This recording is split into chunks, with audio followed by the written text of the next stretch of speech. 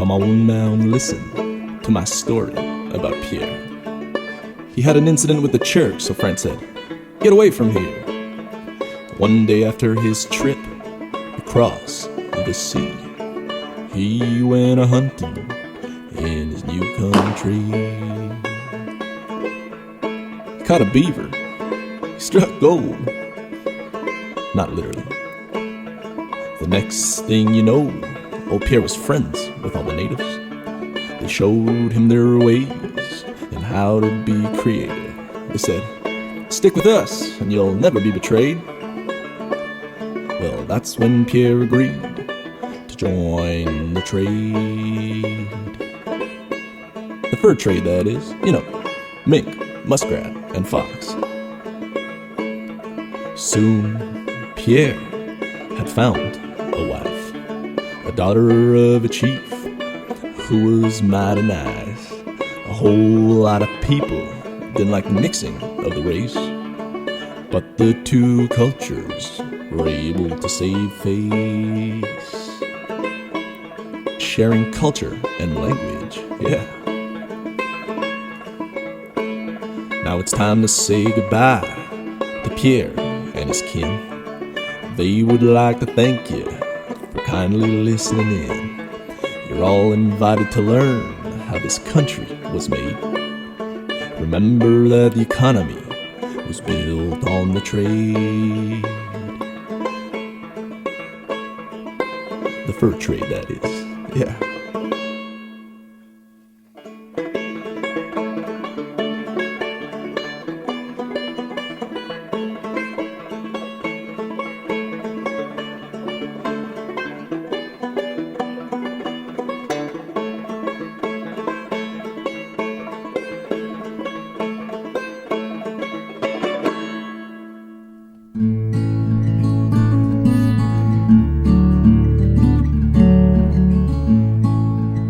My name is Samantha Loney, and welcome to the Traveling Métis podcast, a podcast designed to explore Métis culture. This is the second episode in the series, so if you missed the first episode where we discussed what makes someone Métis, please check that out. But if you missed it, don't worry, we are going to start right from the beginning again. That's right, we're going back to the beginning of Métis culture, the fur trade. Travel back with me to the 17th century as we travel along fur trade routes with the voyageurs and meet the children of the fur trade.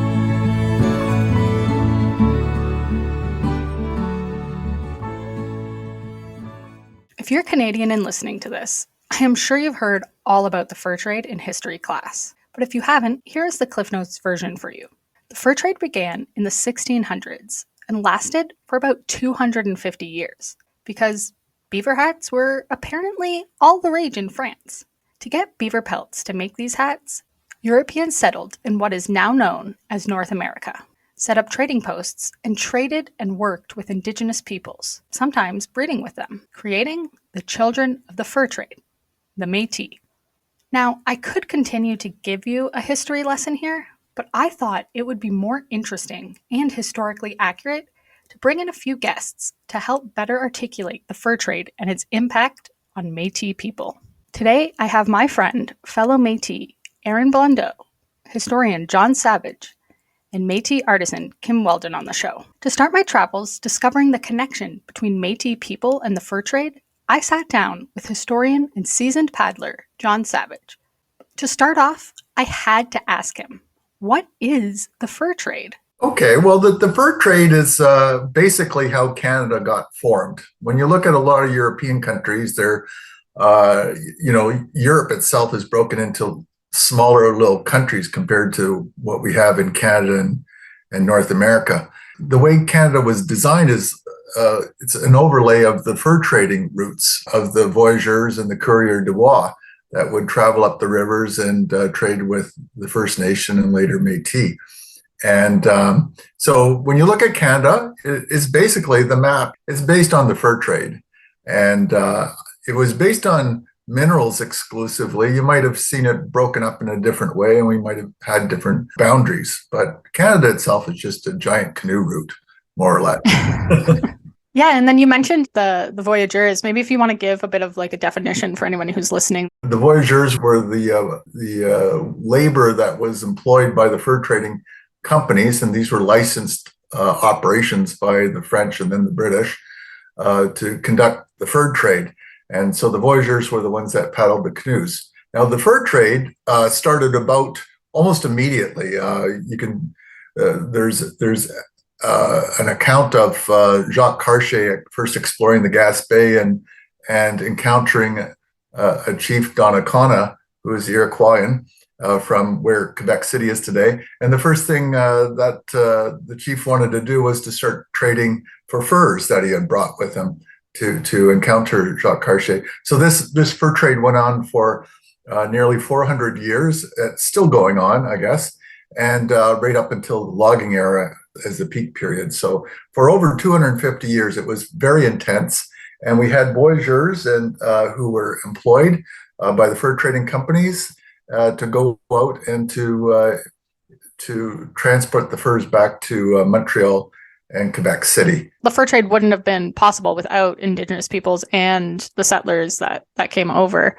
So maybe if you want to talk a bit about the relationship that those people had just in regard to the fur trade, because obviously they would have had to work together too. Now, a lot of these fur traders came from these overpopulated areas around Montreal and Quebec.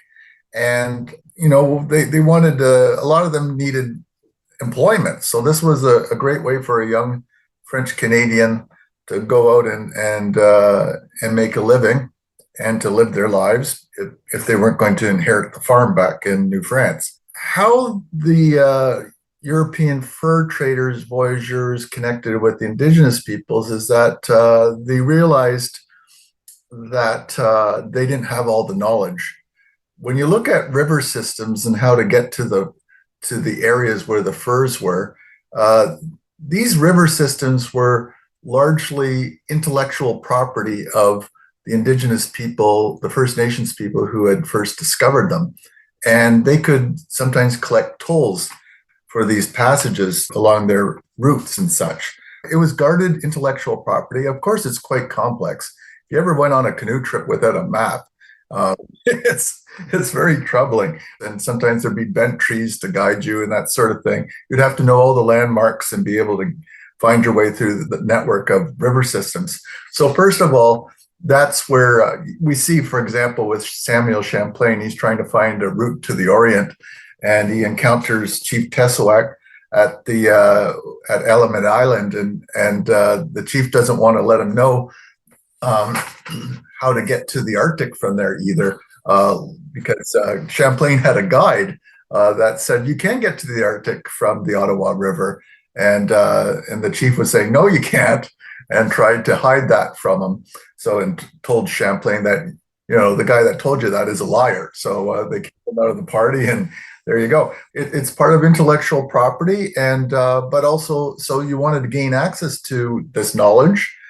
And one of the best ways to do it was through partnerships, trading partnerships, but later even intermarriage. And intermarriage was a great way to connect with your wife's extended family. And quite often the extended family could range hundreds of kilometers, which would encompass a whole fur trading district. No, definitely. And that, kind of leads into, Métis people kind of being born out of the fur trade. Do you think there's this saying of just calling Métis people, children of the fur trade? Do you think that's sort of an accurate description of Métis people, or? Yeah, it's a very accurate description for the Métis people, especially the Great Lakes and the Northwest. Basically, the only reason why the Europeans were there was because of the fur trade. And the only reason why Indigenous people married them was to participate in the fur trade quite often.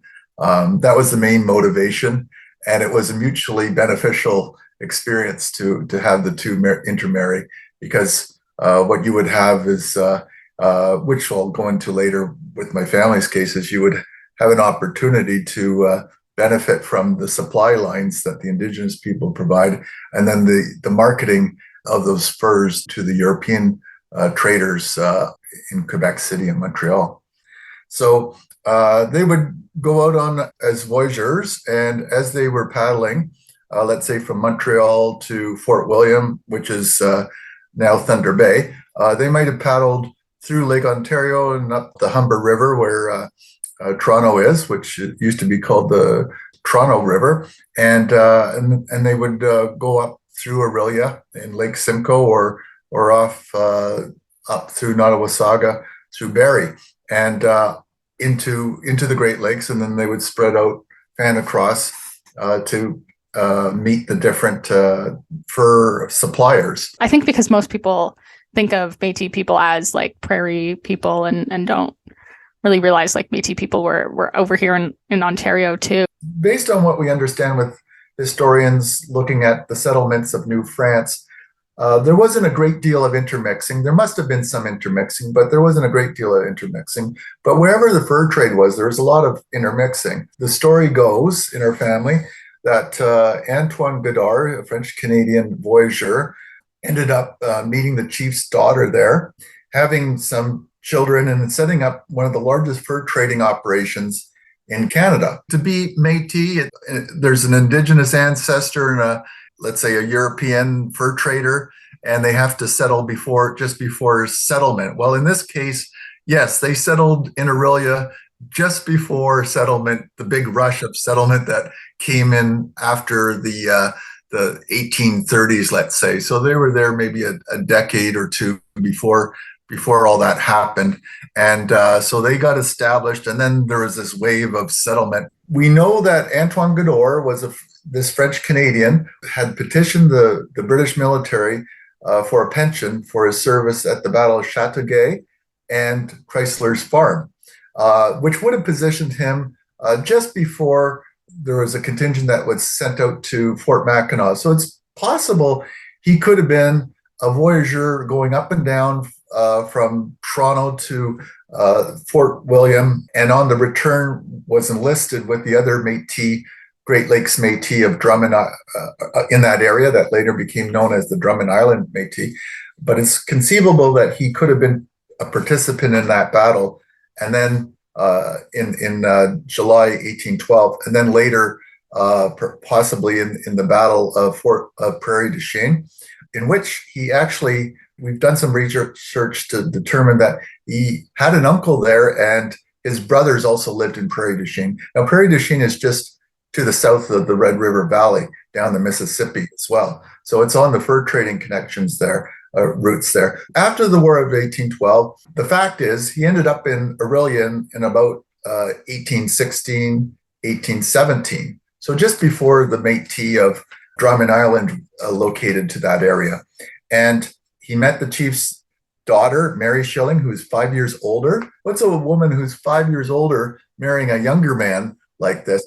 Well, we do know from history that a lot of the chiefs, especially the Chippewa chiefs, were a bit upset with the fur traders in the area leading up to this, in that they felt they deserved better prices. So to cut out the middleman, it would have been very convenient for the chief to encourage his daughter to marry this young fur trader in his teens. He was about 18, 19 at the time, and say, why don't we bring him into the family fold here, and we can cut out the middleman.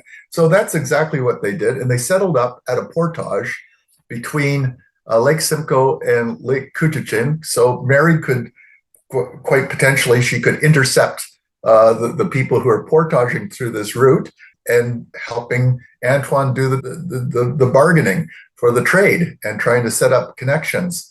And the fact that she had an extended family that stretched all the way from Holland Landing, which is Newmarket area, all the way up to North Bay area in Killarney, that would have definitely have helped. Our line was a social experiment, or an socio-economic experiment, which was, the intermarriage of a French-Canadian fur trader and the chief's daughter. So, you can't get away from that. So, like a lot of Métis, we had our own culture, our own history, but we also were tied and had close relationships with our First Nation relations as well. And you see that throughout the whole Northwest, that, quite often Métis would, go into First Nation communities, and they would be adopted into those or recognized as part of that community, or sometimes they would drift over more towards the settler side of things, or just stay in their own Métis community. So the reality is we were at the southern boundaries of the Northwest.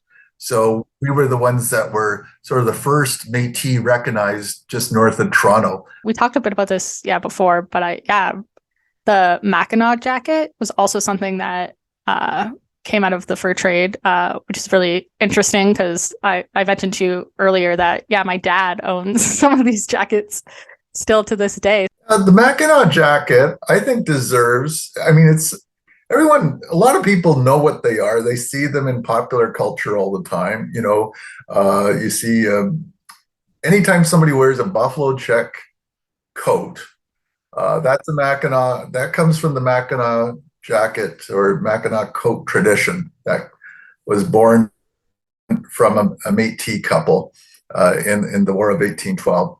And this jacket could be the considered the folk costume of the Great Lakes Metis, complete with a sash and perhaps a handkerchief tied around their head in a hat.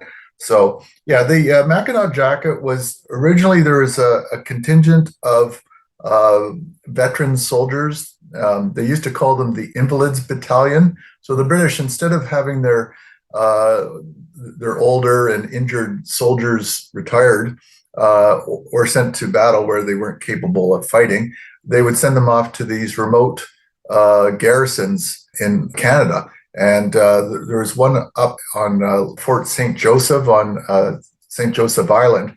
And the Captain Charles Roberts had ordered a supply of greatcoats because at that point, his soldiers hadn't had great resupply of greatcoats for some years. I think it was about 4 or 5 years, and they were starting to get threadbare. To his dismay, in November 1811, the last supply ship came and went without delivering the greatcoats that he had ordered from Quebec City.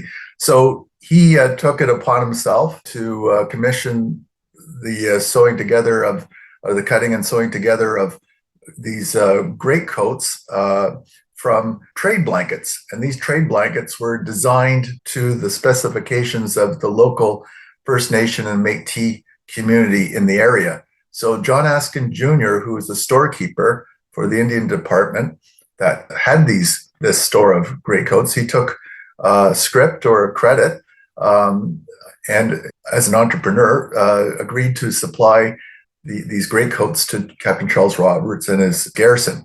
And these greatcoats are considered to be the first of the Mackinac jacket. Now, they were full length in 1811, but by 1812, when that garrison, the War of 1812 broke out and they attacked Mackinac Island and Fort Mackinac there, these coats were then shortened when the runner for that fort said, I would really like it cut above the knee so that in the wintertime, I can get through the snow a lot easier. And so anyway, these coats were very popular among the mixed contingent that joined the British in the Battle of Fort Mackinac, which was the first victory for the British side in the war. And I think the Mackinac jacket very rightly could be considered a symbol of Canada's resistance to American invasion, in that it helped to supply our contingent, but it also became a symbol of that resistance. And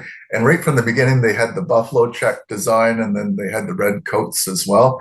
And the popularity of the coats spread wherever the Great Lakes Métis dispersed to after the War of 1812. That jacket followed.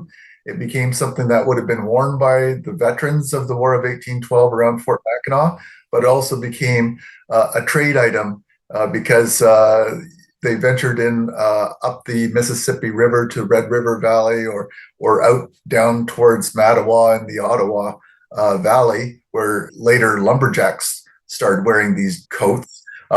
It became something very popular. And I did a historical exhibit on this just a few months ago at the Rillion Museum of Art and History, where we discussed how the Mackinac jacket was actually something that would have been very resilient to the weather, but it was also based on a mixed heritage of both Indigenous and European influences. So going right back to when Indigenous people first started trading for these blankets, they would wear them as cloaks, and then later started developing them into capes, like they saw with the French sailors, which are capotes. And the capote became a very popular garment for trappers and Indigenous peoples of Métis and First Nations backgrounds. They also later, the Indigenous people, especially around Michilimackinac, which is where Fort Mackinac was located, they became designed in different ways. So you could have frock coats, which were cut more closer to the form in the French style. And then later we find that the chiefs of different tribes in this area would want their coats designed kind of like the officers of the military that they would be seeing trying to distinguish themselves from their troops. So you start seeing the chiefs' coats. And with the chiefs' coats, they would also start wearing medals, peace medals around their necks and display them as a symbol of power and prestige in their close relationship with the military, whether it was French or British, depending on the time. So anyway, the Mackinac jacket became very popular all the way from the Ottawa River Valley, all the way through to Minnesota and up to the Red River, and then throughout North America and the rest of the world. But it's a funny origin that people don't seem to quite remember. It needs to be popularized again. I would love it to see the Métis Nation of Ontario show up in their Mackinac jackets at their upcoming meetings, because I think it's something that was carried to many of these different areas. And like you said, your grandfather had one. Yeah, my dad, has one too. I have one that was handed down from my great grandfather to me, so that was in the exhibit. I still wear it. It's a very thick garment, and it's a good coat. Still lives on, and I think it's very symbolic of who the Métis were around the Great Lakes. After all this talk with John about the history of the fur trade, I began to feel positive and proud of the Métis people who came before me and their contribution to the development of this country. But I needed to take off my rose-colored glasses for a moment. Being Métis isn't all sunshine and Mackinac jackets. I decided to sit down with my friend Erin Blondeau, a Métis person from the West Coast, to get her perspective and opinion on the fur trade. You may remember her as our downer from the first episode, where she discussed what being Métis means to her. And so when I think of the word Métis, to be honest, I think a lot about just like our dark history. Erin's right. Métis history is a dark history. I sat down with her to take a deep dive into a younger, more modern perspective of Métis people and the fur trade.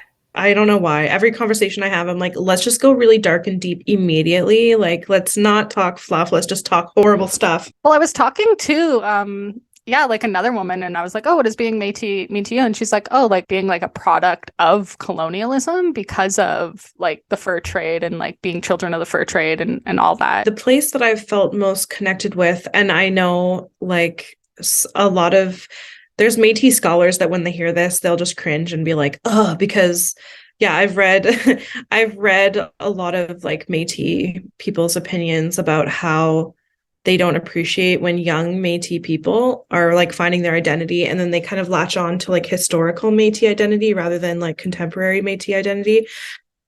But that being said, like I do resonate a lot, and I'm very interested in kind of like our inception, and like how we became a distinct Indigenous group.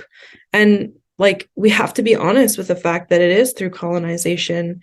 And we do have a very complicated history of we came from settlers that came here from Europe, mostly French, but also Scottish and British. And I think also Portuguese was mixed in there as well. But the settlers came here and they were very important with the fur trade, and they had a very, very specific skill set of knowledge. And that's kind of like, that's our legacy, is that those early voyageurs that came and participated and even created what the fur trade turned out to be, they were the ones that would travel the farthest. They were the ones that would go to the place that no one else wanted to go. All right, boys, wake up. Time to greet the day. You head west this morning. Sir, we lost 3 men yesterday. There's only 3 of us now. We need at least 4 souls to bear the weight of the canoe when traveling. Indeed. That is why I've brought you a new young man to work with. Meet Joseph. I'll let you all get acquainted, but hurry. You must head west before the storm. Danse. You think you're ready to be a voyager, boy? Yes? Are you prepared to paddle from sunrise to sunset, heaving back-breaking packs of trade goods and furs over grueling portages? Yes. Really? Because many men have drowned, suffered broken limbs, and twisted spines? Enough, Lewis. You're scaring him. I'm just preparing the boy. Look at him. Should I contact a union rep? What the hell is that? Joseph, one thing you need to learn. These big corporations don't care about us. But the fur trade is building the economy. We'll be able to trade goods for... You won't get to trade anything. We do all the work transporting their precious goods and don't get a share in the profit. You know what I heard? See, here, if someone trades 5 pelts, they get a musket, right? Yeah, so? Well, I heard, and don't tell anybody I told you this, but over in Europe, they trade 1 pelt and they get a musket. Tabernacle. You didn't hear it from me. Oh, so they can wear their fancy beaver hats? Who wants to put a beaver hat on their head anyways? You do know it's not the actual beaver, right? They make it into a hat. If you're not careful, you could get lost in the trail. At least our perseverance and hard work will be for the better good of our grandchildren, who will all be able to own homes and live financially secure. And, that's where they started having relations with other Indigenous communities in those areas. And so that's where I was just really like my imagination just soared, just imagining just our early ancestors in those times and what it would have been like for our male voyager ancestors to meet with the Indigenous women and how they kind of settled together. And in those early days, as far as I know from my research and from just hearing different stories, that it wasn't all bad then. Oftentimes the voyager men would be accepted into the Indigenous women's community, or oftentimes they would go on their own and create their own community. I just think it's really cool to think about the way that the cultures melded back then and what that would have been like for such different people who probably didn't even speak the same languages at first. And after just a generation or two, even creating their own language, which we know turned out into be Michif, and how it was English, French, and all of these different dialects mixed in. Yeah, no, I definitely feel you with the sense of community. One of the reasons I'm doing this podcast is my council was oh yeah, create a sense of community. And I'm yeah, but I have to virtually go online to all these different other places to find people, because it's Métis people are spread out, and it's a lot of us aren't on our traditional land. And yeah, we're a diasporic Indigenous community, and that makes it really hard for us because exactly we're spread across this giant land that's now known as Canada, so many of us, and with that comes a lot of criticism. There is just kind of this superiority complex from people who still live in traditional Métis areas that act like people on the West Coast or people in Ontario, that we don't get to be a part of that, or the nations that are available to us are fake or something. And I don't know what they expect Métis youth or Métis young people to do when our family has had to leave those lands because there wasn't enough opportunity. Yeah, you go where you can survive and live, and it's you don't stop being Métis just because you left a traditional land, especially if your family is active in carrying out those traditions and things like that. So being Indigenous is having a connection to your community and a connection to your culture now. It's not just something that's ancestral. I think having that connection to community is absolutely essential, and having a community that will claim you is also really important. It's not enough to just be yeah, I'm Métis from the Red River. It's you have to have that connection where someone knows who you are and they can reciprocate that connection. My uncle, the reason we all have our Métis citizenship is because he made it very clear he wanted for us like to be able to get it. So like he did all the research and did everything and got his citizenship, and he made like a whole like Métis themed album. So I always like thought like connected to that. But like as I got older, sort of like you, where it's like it's not just enough to say you are. I was like, I actually want to like get involved in like the community and get to know my culture. Cause I was like, oh, that's very cool that he did that. But like that's his identity, right? Where it's trying to find like your own place within the community and things like that. As Indigenous people, like we have to be reciprocal with our community. We can't just take for what's good for us. We also have to be willing to put in the work to strengthen our community. That's why earlier when I said like we kind of have a responsibility as Métis people to learn about what it means to be Métis, to face a lot of things that our people have done in the past that haven't been so great, like any culture. And to also face a lot of the controversy that we have going on today as a people. Like that was my real last question. But if you had like anything else you wanted to share about like either being Métis or just like things you wish people could know, or I mean, you've pretty much said it all. You've kind of went like all. Just that I actually do love Métis people. I'm not just like shitting on everyone all the time. I feel like I have been quite like negative through this whole thing. But for me, you know, I really am craving a connection with other like-minded Métis people. And so what I hope can come in the very near future, especially now that like in-person events are starting to happen more often and people are more comfortable getting together, like I would love to see a gathering of like-minded, kind of like progressive young Métis people who can come together and be like, we care about climate change. We don't support fossil fuel industries, because I'm going to be honest, I see a lot of Métis communities, way more than I see not, that are huge proponents for fossil fuel industry, which is extremely frustrating to me as a climate activist. So, and I also would love to see like Métis people come together who will stand up for our First Nations kin against like industry moving into their territory. So I would love to see like a gathering of Métis people to come together and just like share stories and, you know, bringing it also to a contemporary time, because like a lot of us, you know, we're Gen Z, we're millennial, we grew up in a technological era, and like, yeah, you know, we kind of do crave also having some modern components of our identity and of our culture. So I would like love that. I would love that one day to see something like that happen. I'll make you a t-shirt that says I actually do love Métis people.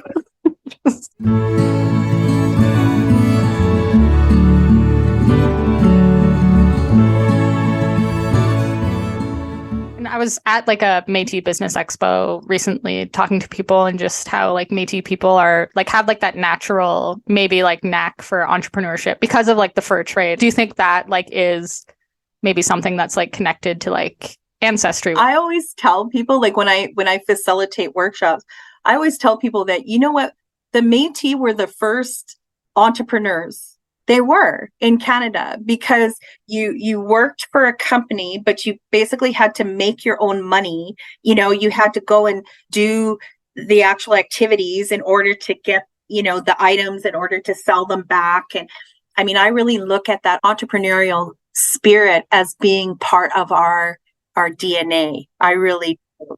And I also think it assists us in the business world in today's society. I'm a Métis entrepreneur as well. I own my own home-based business. And what I always tell people is, I don't know if you've ever noticed, but individuals who identify as Métis, the first thing we try and do is we try and find a connection. Well, so are you related to such and such? Or are you part of this family? So you're part of this last name. Does that mean you're cousins with? And so we're always trying to find that connection, right? And when you translate that into the business world, it actually assists us in being more successful, because if people know you, if they trust you, and they like you, they're going to come back. They're going to come back to you.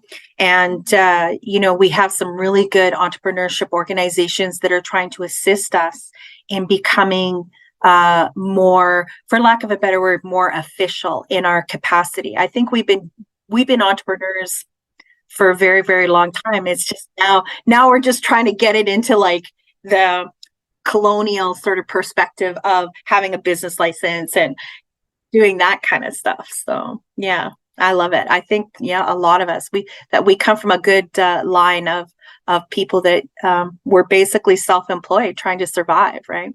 So what is it like to be a modern Métis entrepreneur and artisan? So being a Métis artisan for me has helped me with my healing. It's helped me with my personal journey. And the other blessing I have is that it's actually making me some pretty good money. I mean, it's pretty cool to be recognized, across Canada and particularly in the province of Saskatchewan as someone who can provide a quality piece of work. The other thing that is happening that I hope it's okay that we talk about is I think as Métis artisans, we need to be cautious of social media and where we are posting our final creations. One of the things that's happening right now for some of us who do the ribbon skirts is there are companies who are taking the photographs of our skirts and then they are re-advertising them in, when you scroll on Facebook and sometimes you get those little ads. And so you'll see an ad, ribbon skirt, $25.99. If you're hand making that's not a great price to charge. Exactly. So it's something that I am working on, again, as a Métis artisan and Métis entrepreneur, is I'm working on creating a cooperative to protect the micro business owner, the person who's making beaded earrings in their home. I want to make sure they have protection from these larger corporations, these big box corporations, right? So it's something that I think is important for us to recognize as well, that yes, it's great. People are starting to be more receptive to our designs and our items, but then they're also taking advantage of them as well, which is a colonial thing to do. Capitalism takes over and everybody's trying to make money. Exactly. Yeah, exactly. If you knew the time, I'm just learning beading, and it's if you knew the time and patience it takes to make that, it is worth every penny you're spending. Thank you for bringing that up, because that's the other challenge that I think we have is that so I'll just use myself as an example. In Saskatchewan, there are quite a few of us that make moccasins. So someone might charge, for me, I charge $65 a pair. Well, I'm barely covering the cost of my materials, right? But because I'm trying to compete with the big box companies who are selling knockoffs, then the perception in general society is, that's too expensive. So I think we again, as Indigenous and Métis people, we need to start supporting each other and start being more vocal on social media, in public arenas, to say, look, we deserve a living wage. We deserve to be paid what we deserve. And I don't mean I need $50 an hour to make a pair of moccasins, but I mean, I should be able to survive and be independent and so unfortunately we live in a society in 2023 where I call it the fast food society, where everything is cheap and fast, and the idea of purchasing something for a little bit more money is we have to keep reinforcing that it's worth it. Like you said, you didn't realize that until you started beading, how hard it is and how much work and time goes into it. And that's the awareness that we need to get more out there, right? I think, if everybody just took one beading class, right, they would understand. That's why I teach workshops, because that's always the comment right after the workshop. They go, I didn't realize it was this hard. And it's right, now this is why we do what we do and why we charge the money that we charge, because and the other part of it is that for an individual who identifies as an artisan, we, particularly for me, and I can only speak for myself, was I was taught how to do it traditionally. So I don't bead when I'm sick. I don't bead, there's certain cultural protocol that I follow that also goes into it. I bead with intent. So when I'm beading, I need to be in a good space. I need to put good thoughts into that pair of moccasins. Talking about like with intention, I've been making like a sash bag for my mom, but I'm also making a second one. Like, because it's frustrating for like your first time making one. So I'm like, okay, this is my practice bag. So I don't get any of that energy on the bag I'm sending her. Like I can practice on this bag and not have to worry about like my frustrations or anything. So that way the bag I give her, like it'll be a good bag. Well, here's the thing. The one thing that I've learned, and an elder told me this, she said, Kim, she said, practice makes improvement. We're not meant to be perfect. Like even with moccasins. So I taught this one workshop in this lady's, I just do a beaded diamond. You're not going to be beading any type of Mona Lisa on a piece of leather for your first class, right? So you're doing a straight diamond pattern. And her diamond was all like wonky and kind of crooked and stuff. And she was so upset. And I said, there is intent there. Those beads are meant to be like that. So what that means is that when you put them together, those are so unique to you. They are meant to be that way, right? It's like, and the elder told me this, she said, it's like the stars in the sky. No one is the same. That's part of the reason I'm doing this podcast is, again, I have an 82-year-old great aunt. She describes like certain things growing up that she didn't know was connected to our heritage. And I'm like, that's what this is. Like, and so it's, yeah, like a lot of people, and she was told growing up just, oh, like, don't talk about it. Yeah. I always tell the story about how my great grandfather actually had a Red River cart in his garage. And I remember playing around the Red River cart. And then, he made me little smaller versions of the Red River cart that I used to attach to my plastic Barbie horses. So, Barbie and Ken could go camping and, take their cart with them. And I never realized that was a part of a very distinct historical and cultural background. So, I think there's a lot of us who just really what we're searching for is we're searching for connections. That's what we want, right? I love that you just turned it into like Métis Barbie. Right? Yeah. And I think too, like you were saying with like the Red River card, it's like a lot of people associate Métis with like olden days, like in the 1800s, and not even realizing like, oh, like Métis people still celebrate their culture today. It's interesting. We just had this conversation yesterday, me and a friend of mine, and I said, people like to downplay the attempt at cultural genocide and, oh, that was 100 years ago. And I always tell the story about my mom, who is in her 70s, who was told as a child, don't let anybody know that you're Indigenous because they'll take you away to day school.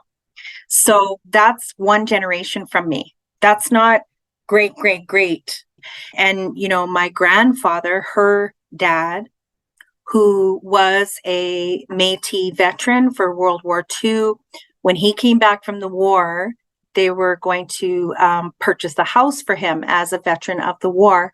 And he actually declined it because he didn't want the identification of being a Métis veteran.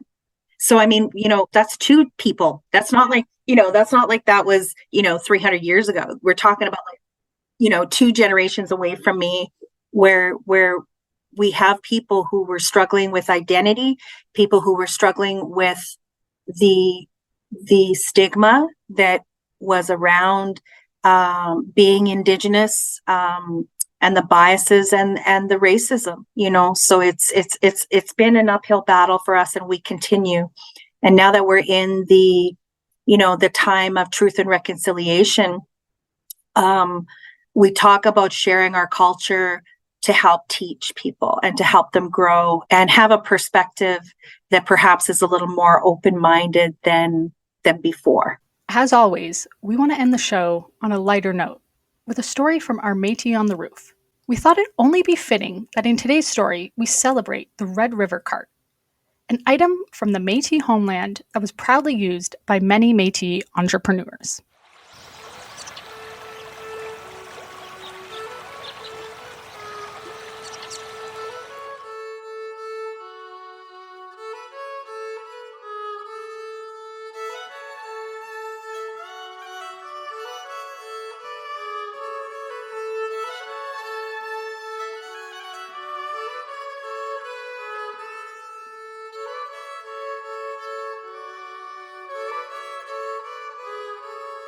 A Métis on the roof? Sounds crazy, no? But here on the Red River, you might say every one of us is a Métis on the roof, bouncing between two worlds. As we travel through life, we realize sometimes there was too much to carry. The weight on our backs became too much, literally carrying goods to and from our settlements. And how did we ease such weight that was put on upon us? That I can tell you in one word: tradition.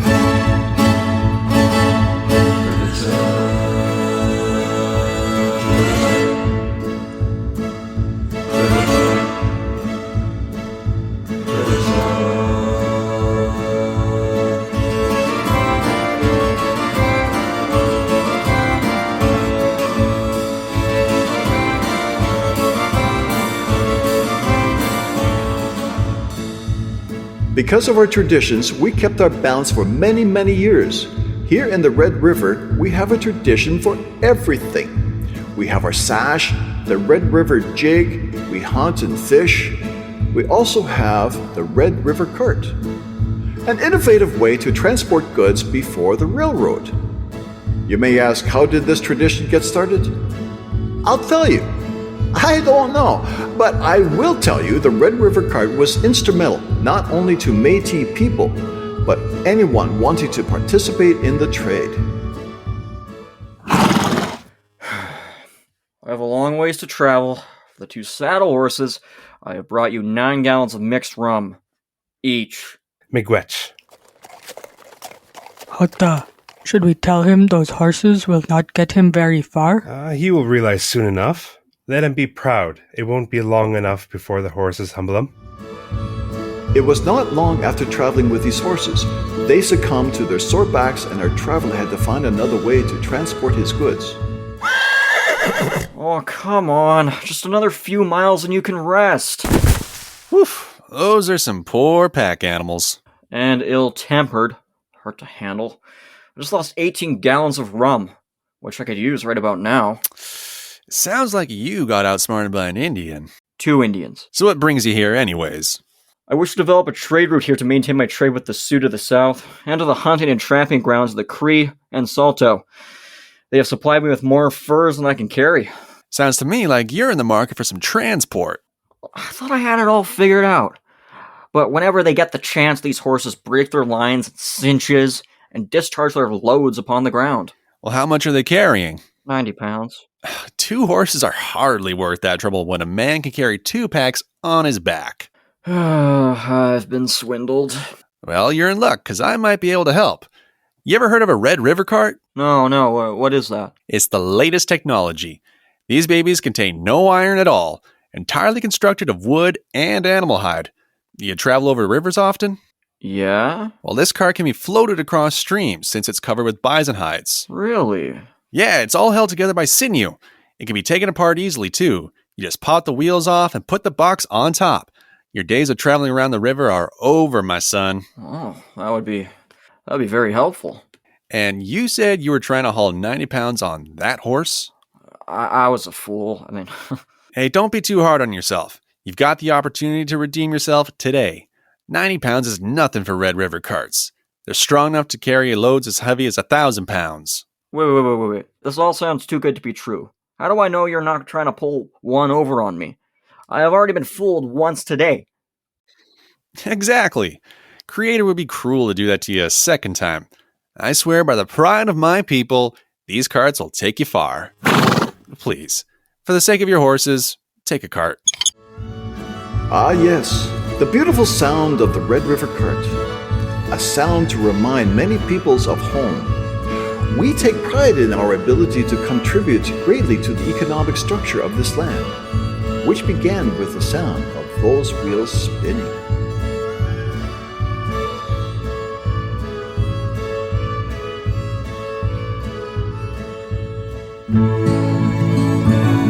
That's the end of our show, folks. Thank you for listening. Once again, I am your host, Samantha Loney.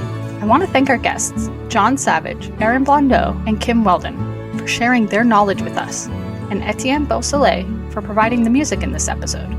This episode was written and directed by Samantha Loney, edited by Cassidy Villebrun Baracus, and produced by the Métis and Me program, with support from our sponsors, the Barrie South Simcoe Métis Council, along with the City of Barrie. See you on the road as the next episode of the Traveling Métis podcast takes us down the Red River to teach us all about beautiful Métis art. See you down the river, and remember to like and subscribe.